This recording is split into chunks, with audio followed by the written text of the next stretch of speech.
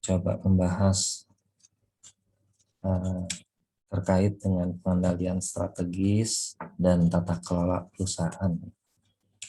Ini merupakan pertemuan yang ke-11 yang tidak kita ke depan akan kita bahas terkait dengan sistem kontrol yang biasanya terjadi dan ada suatu sistem juga yang terjadi pada saat ini yang biasa kita sebut sebagai kontrol kontemporer. Nah,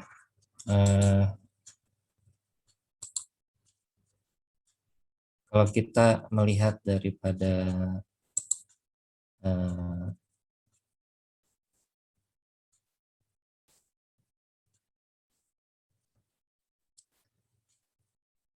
tradisional kontrol sistem, biasanya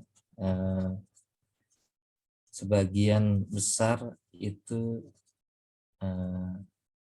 melihat kepada apa yang bisa dikatakan sebagai feedback, yakni adalah umpan balik. Jadi pendekatannya umpan balik. Dan terlihat di sini adalah tindakan-tindakan terhadap pengendalian biasanya menentukan strategi. Bila di dalam pengendalian itu terjadi sesuatu yang bermanfaat, bisa masuk ke dalam sistem pada proses berikutnya, maka disebut sebagai umpan balik, sekaligus merevisi strategi yang ada. Kemudian yang berikutnya kita bisa melihat di sini adalah yang direvisi atau yang diperbaiki bisa berupa sasaran, ya, sasaran daripada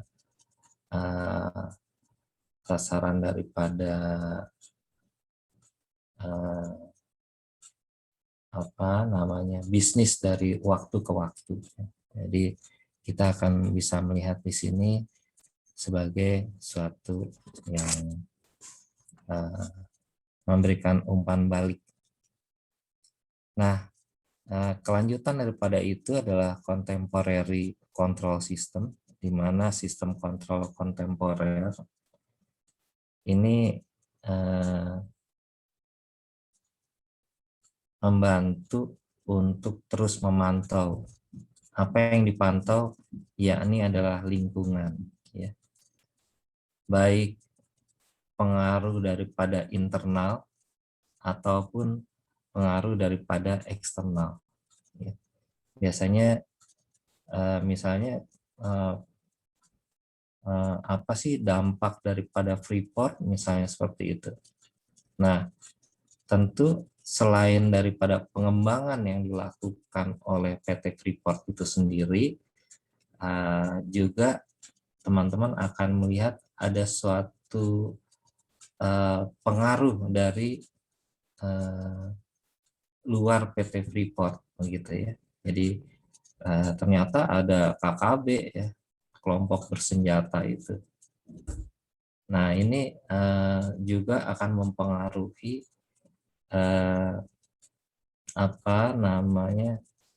pengendalian informasi yang terjadi, ya.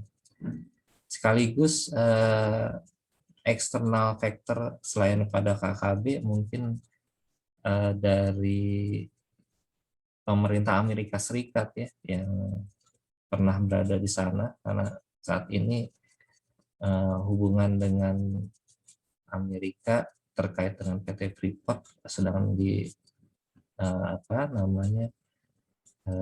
sedang dalam proses pengambil alihan, ya.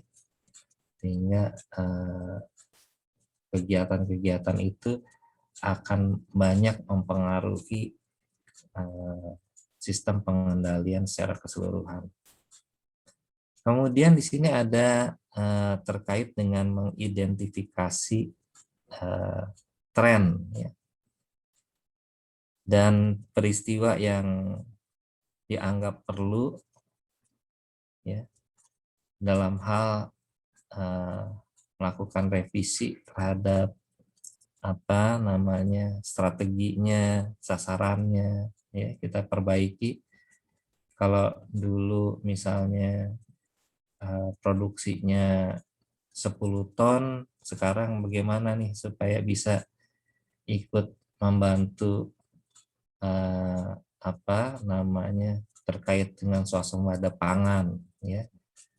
Oh, kalau gitu kita menggunakan pupuk ya, gunakan pupuk, gunakan zat penumbuh cair, ZPT, ZPC, kemudian mungkin dibantu dengan sistem permodalan sehingga tingkat produktivitas lahan bisa kembali sempurna kembali ya. Sehingga petani bisa meraih beras lebih banyak lagi dari lahannya ya. Karena kita pahami selama beberapa tahun ini sebetulnya petani itu tidak menggunakan pupuk ya, termasuk pupuk kandang ya.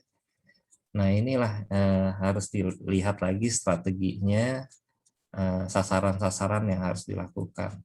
Kalau tadinya 10, kita sasarin menjadi 15 ton per hektar. Ya. Berarti kalau gagal teraih 15, masuk kepada 12, itu sudah cukup baik ya. Karena pada saat Indonesia memiliki apa namanya swasembada pangan di tahun 84, Indonesia mendapatkan medali FAO ya, itu pada kisaran 12-12,5 ya, per hektarnya. Jadi kalau kita bisa mendapatkan 12 saja udah cukup bagus ya.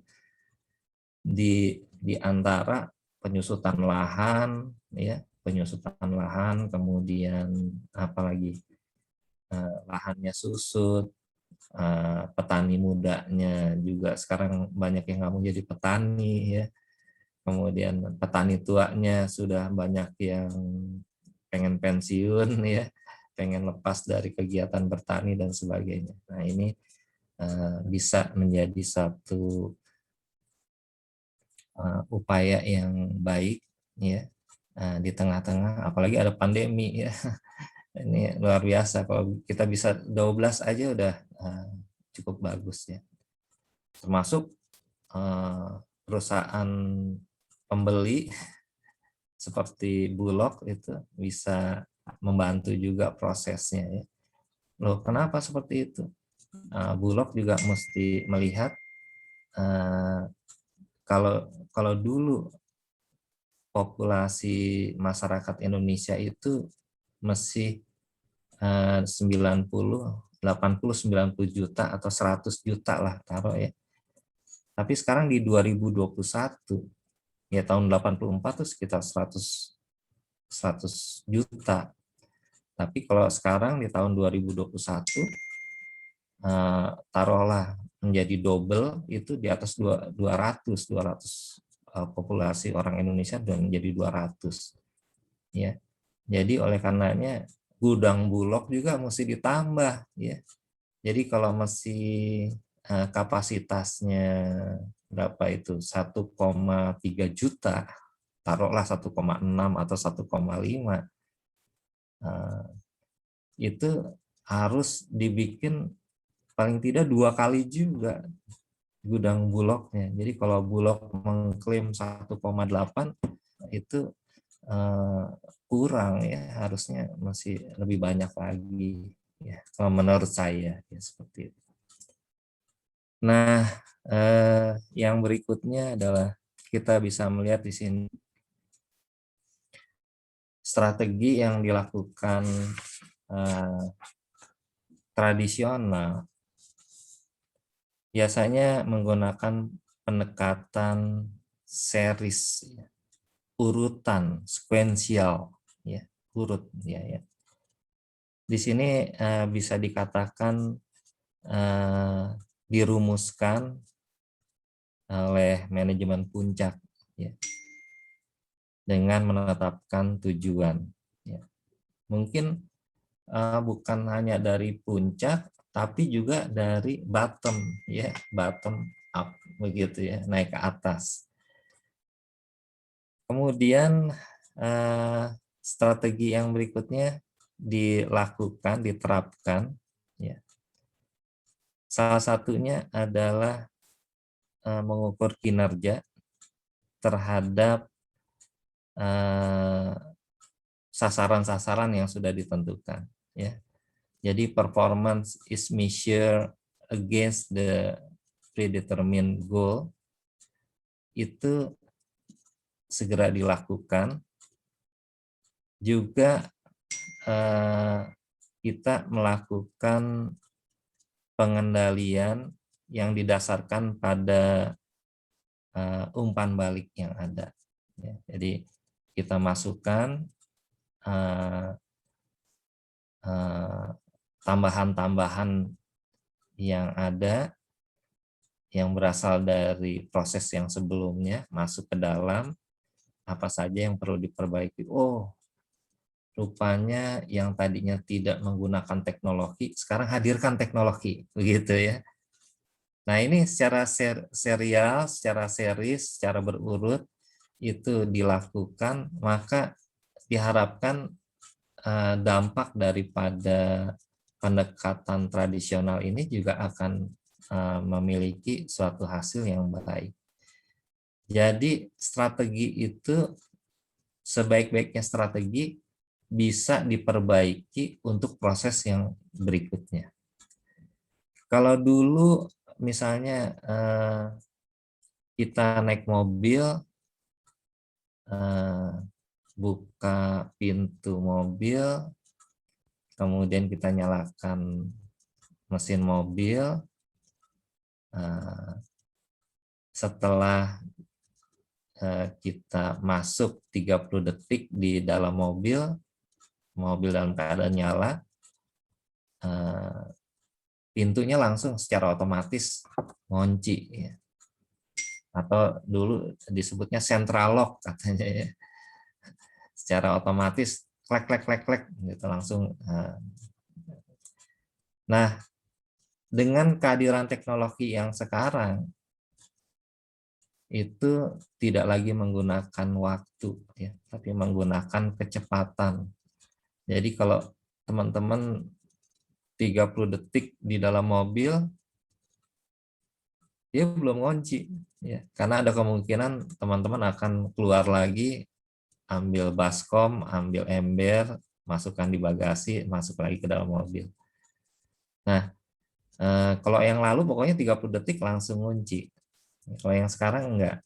Tapi begitu berada pada kecepatan 20 km per jam, dia langsung otomatis klek klek klek klek semuanya, ya.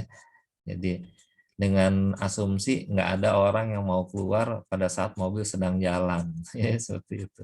Apalagi 20 km, ya. Oh, bisa patah tulang, ya. Nah, ya, itu ya. Jadi strategi ini mengadopsi masukan daripada proses yang sebelumnya.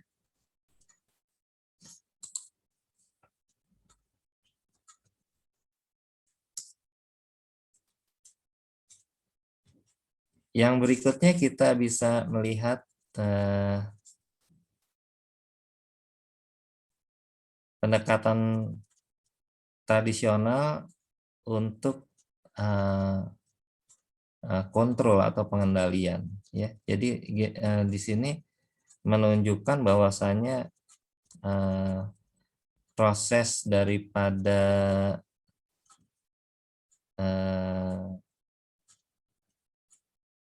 pendekatan tradisional itu sekarang sudah melibatkan juga unsur waktu, ya. Lengthy time lag, melibatkan waktu. Kalau tadinya waktunya sebentar, sekarang waktunya agak lama, gitu ya. Kemudian juga dilibatkan pada proses perencanaan tahunan. Bahasanya yang lalu dimasukkan hal-hal yang baiknya untuk proses berikutnya, seperti itu. Jadi ini adalah salah satu pengendalian, jangan sampai hal-hal yang baik di masa yang kemarin itu tidak masuk di dalam rencana kita ke depan. Kalau di manajemen kita mengenal ada suatu pola Kaizen, ya, Kaizen. Jadi Kaizen atau disebut dengan continuous improvement, selalu melakukan perbaikan, penyempurnaan, begitu. Kalau perlu masuk di dalam planning cycle di sini, planning cycle, ya masuk, ya, apa namanya, karena bermanfaat untuk ke depannya. Kemudian ada yang dikenal sebagai single loop, ya, atau putaran tunggal. Ya, di sini mempertimbangkan kinerja atau kinerja yang terjadi, yang aktual, dengan tujuan yang sudah ditentukan. Tujuannya memiliki sasaran 10, tapi yang tercapai adalah 7. Berarti kurangnya 3, ya. Nah, ini akan menjadi impact factor pada perencanaan berikutnya. Nggak boleh kurang, ya.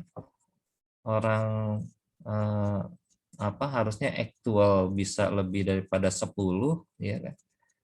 Jadi kalau aktualnya 13 berarti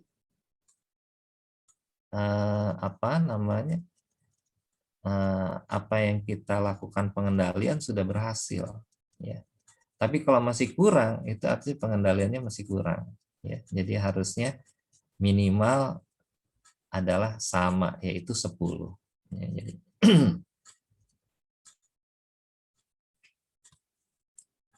the most appropriate when itu paling tepatnya kapan, gitu kan. Yang pertama adalah melihat kepada external factor, yaitu salah satunya adalah environment, lingkungan. Nah, kalau di pertanian kita bisa melihat dengan mudah lingkungannya gimana. Makanya petani itu sebaiknya menanam padi, dia harus sudah yakin bahwasanya tanahnya memadai untuk itu.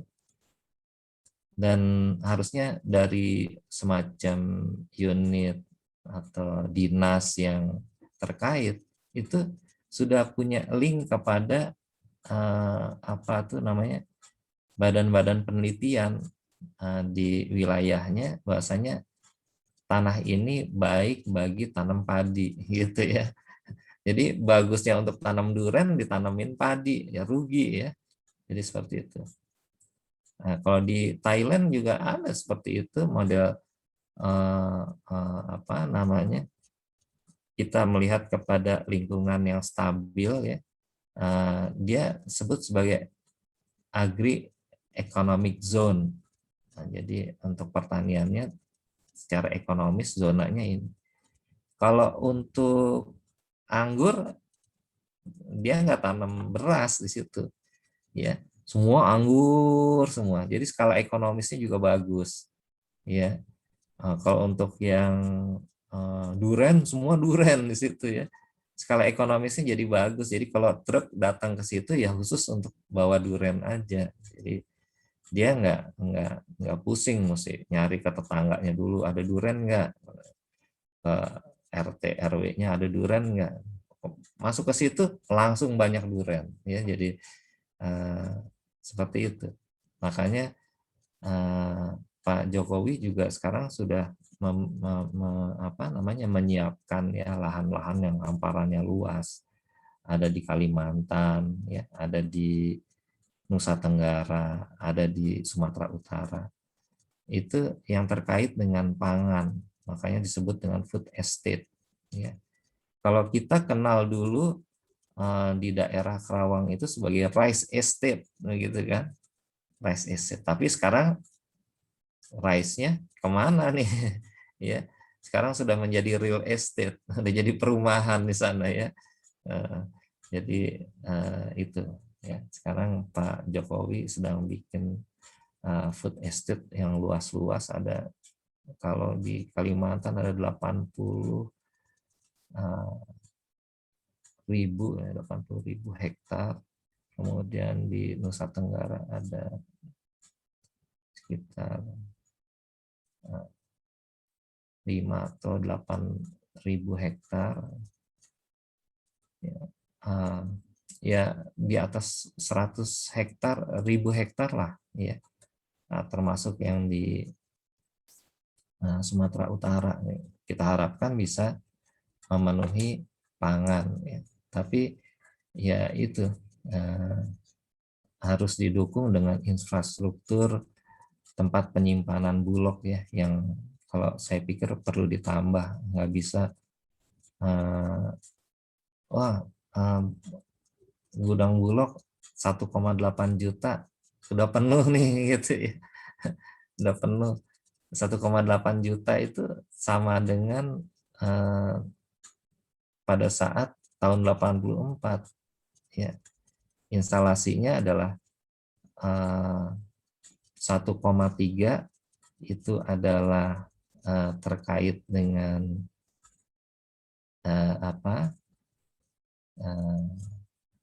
food security, food self sufficiency-nya.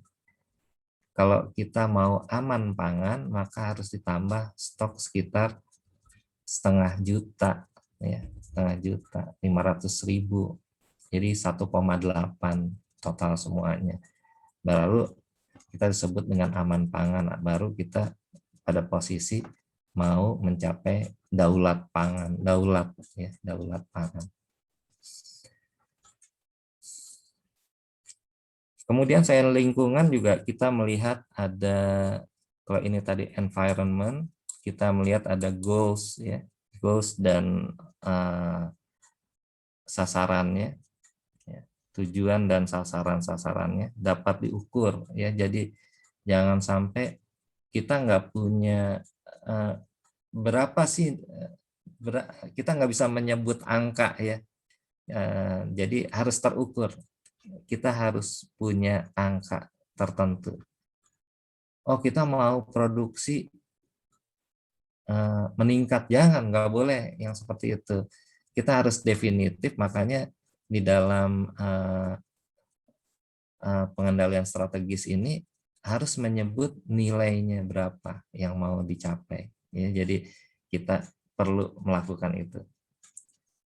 Kemudian apa nih tulisannya? Little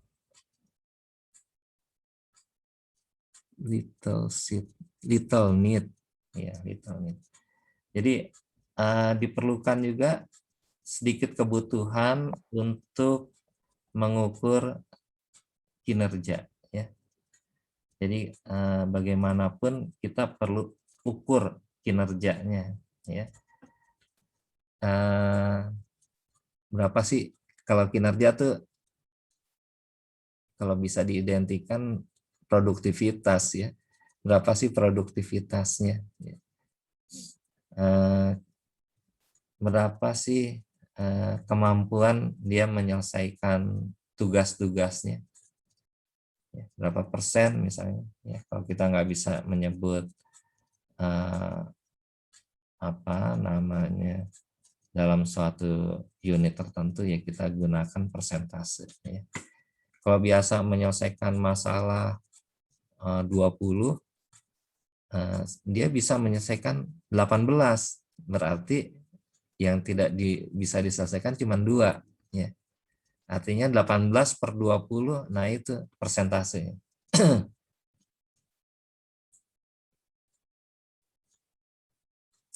Yang berikutnya kita bisa melihat juga hubungan antara formulasi, ya, rumusan daripada strategi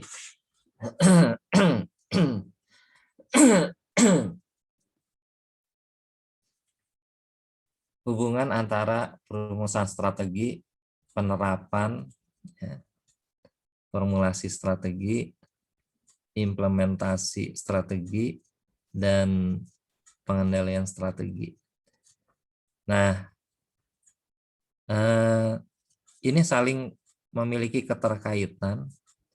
Kalau kita bikin formulasi, maka identik nanti akan menghasilkan bagaimana menerapkannya. Kalau kita melakukan perbaikan penerapan, maka ini merupakan juga pengendalian. Kalau pengendalian dilakukan secara baik, maka akan memunculkan perumusan. Jadi semua ini adalah saling terkait, ya, terkait. Jadi hubungan antara strategi, implementasi, dan kontrol itu akan saling berinteraksi, interaktif, one to another. Ya, jadi kita akan melihat pengendalian itu seperti itu, saling tarik menarik. Ya. Petani membutuhkan kementerian, kementerian membutuhkan pengalaman, misalnya pengalaman dibutuhkan petani, gitu ya. Jadi semua saling terkait. Nah, terkait dengan formulasi strategis dengan pengendalian, itu disebut sebagai kontrol pengendalian informasi. Antara penerapan dengan pengendalian kita sebut sebagai pengendalian terhadap perilaku. Ya, jadi yang mana duluan, yang ini duluan apa yang ini duluan, ya. Kalau masalah muncul dari penerapan, maka perilaku daripada masyarakat yang kita harus rubah. Tapi kalau berdasarkan perumusan terhadap pengendalian, maka yang dilakukan perbaikan adalah sistem informasinya. Oh, kalau gitu kita perbaiki aja apa namanya sistem daripada penyuluhannya, ya. Kita perbaiki di sana humasnya, ya. Kita perbaiki apa namanya sistem IT-nya, ya. Tapi kalau terkait dengan antara penerapan peningkatan produksi kepada pengendalian strategisnya, maka yang dirubah di sini adalah tata kelolanya, GCG-nya.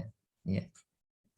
Kita lakukan behavior control, pengendalian perilaku, kedisiplinan dan sebagainya. Ya. Pengawasan.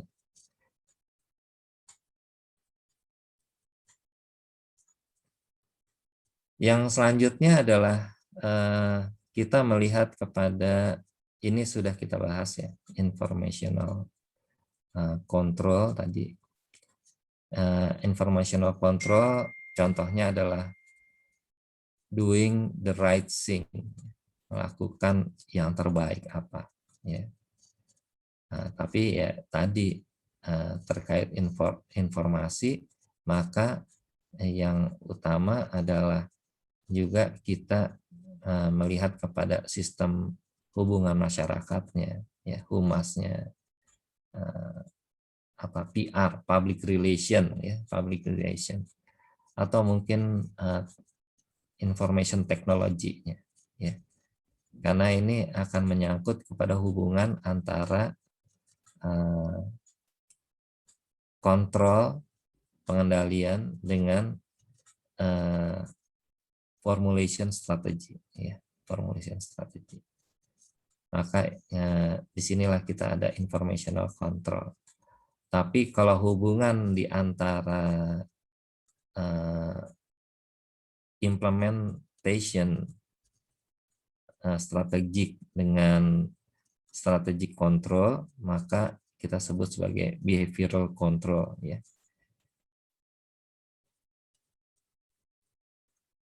Jadi di sini kita coba melihat kepada perubahan perilaku, ya. Doing thing right, lakukan apa saja tapi yang penting betul, gitu ya. Jadi kita merubah perilaku masyarakatnya dengan menghadirkan teknologi yang baik, ya, kemudian melakukan ya perubahan-perubahan apa namanya produk dan sebagainya. Kemudian kita mengenal ada yang disebut dengan building a strong and effective culture. Kita membangun budaya yang kuat dan efektif. Kuat dan efektif.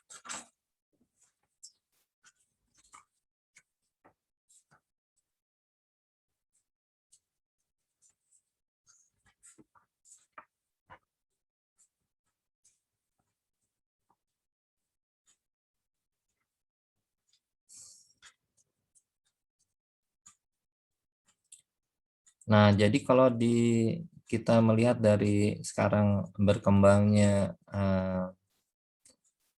apa namanya ekosistem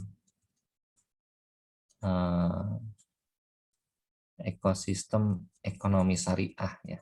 Jadi mungkin di sana ada financial sektornya, ada culture, ada budaya, ya.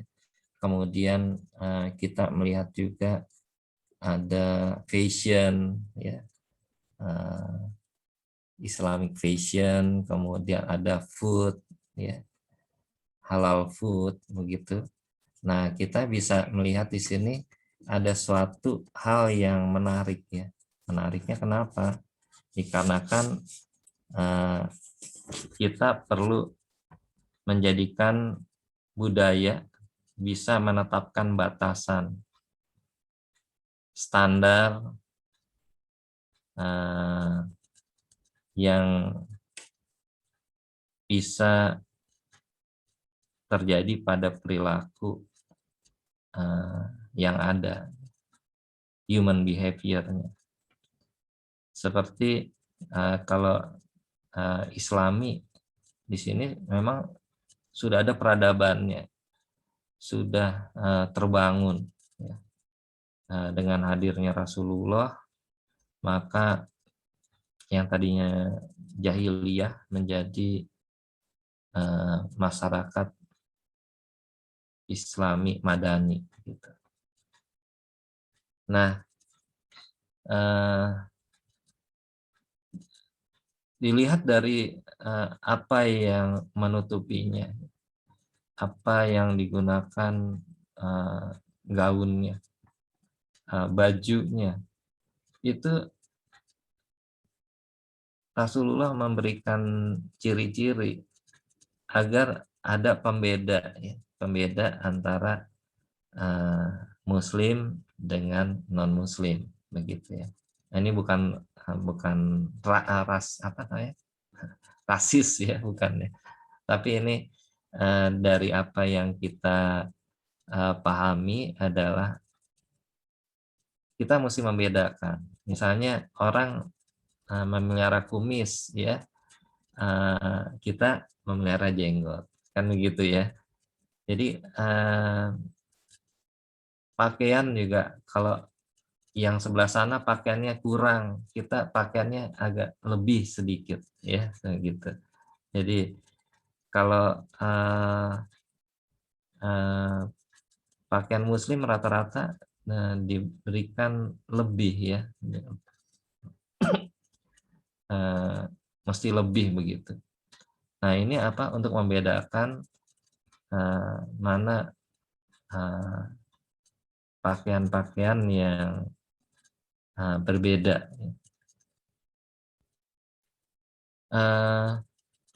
Untuk celana mungkin ada yang ngatung ya, ada katanya, karena disebut dengan celana cingkrang gitu ya. Karena sebelumnya itu kalau orang memakai celana biasanya nyampar gitu ya. Jadi celana panjangnya agak nempel ke jalan atau gitu ya, seperti itu. Maka ini mengganggu ya, mengganggu dalam hal kebersihan ya, kebersihan daripada celana yang digunakan itu. Kalau celananya nyapu kan kotor ya. Kalau nggak sengaja ada yang tergeser kotoran, misalnya kotoran dari anjing ya, maka waduh luar biasa baunya kan gitu ya. Nah kalau cingkrang kan belum tentu kena ya kan, seperti itu.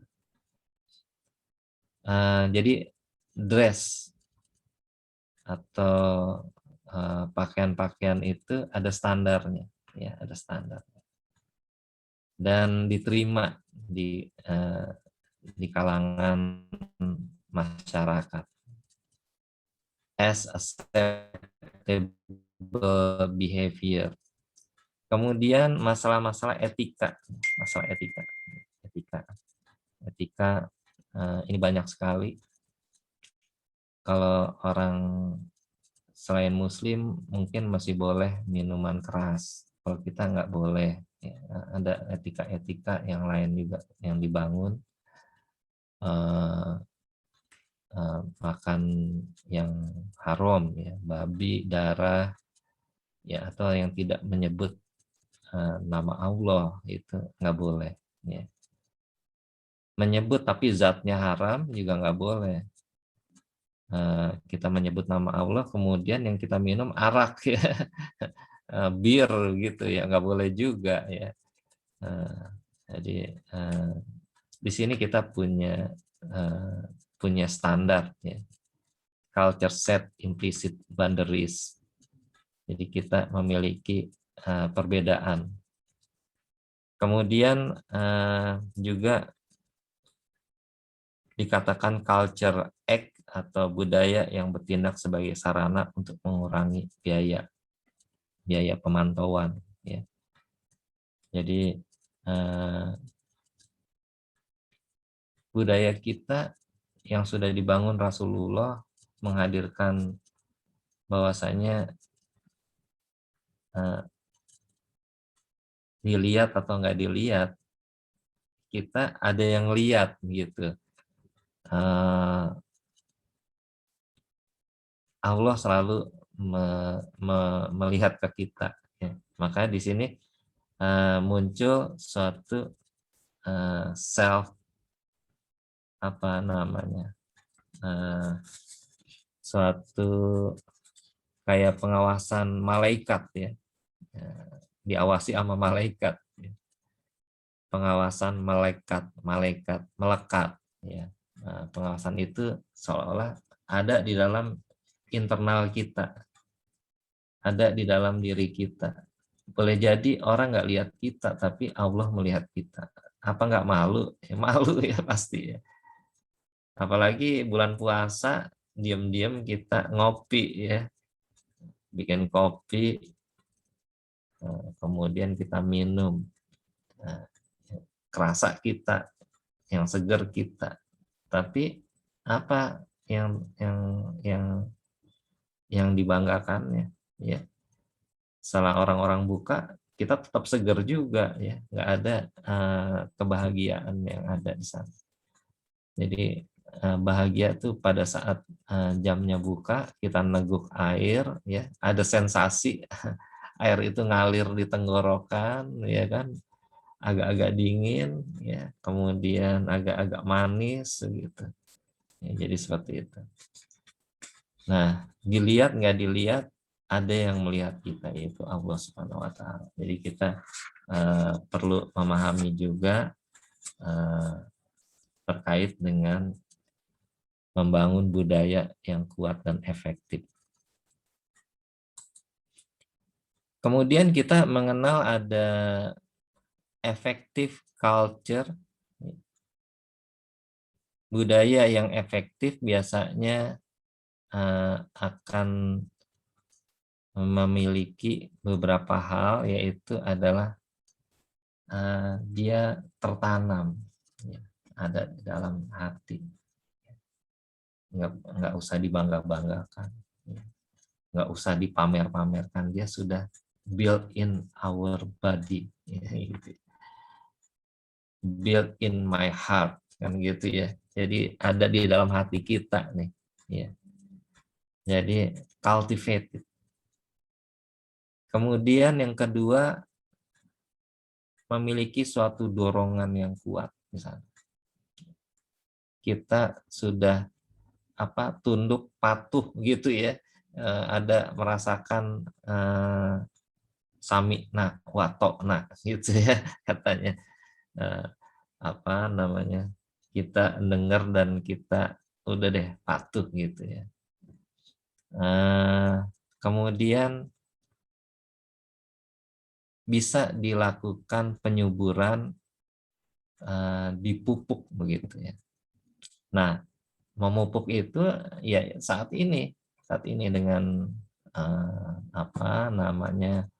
memahami perintah-perintah Allah dan sebagainya, bisa disuburkan, ya, bisa disuburkan, bisa disampaikan kepada keturunan-keturunan kita, ya. Nah, ini yang akan membuat budaya itu menjadi suatu strategi yang paling baik, ya, paling baik. Kemudian ada maintaining an effective culture, ya, mempertahankan budaya yang efektif. Di antaranya kita mengenal ada riwayat-riwayat, ya, ada riwayat, ada dongeng, ada kisah, ya, ada cerita, fairy tale, ya, cerita-cerita masyarakat. Kemudian juga kita bisa menjadikan suatu pengungkapan perasaan, ya, dengan mungkin mereka-mereka yang bisa kita ajak untuk bicara kepada ustadz, kepada orang tua, ya, kepada mungkin pimpinan kita, ya, pimpinan tertinggi kita, ya. Ini akan membuat suatu bagaimana kita mempertahankan pemahaman itu, ya. Jadi itu yang harus dilakukan di dalam membangun strategi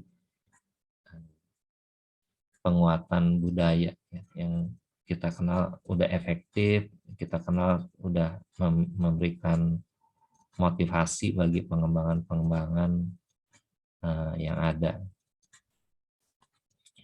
Nah, kalau teman-teman perhatikan, memotivasi itu biasanya kita mengenal banyak, ya,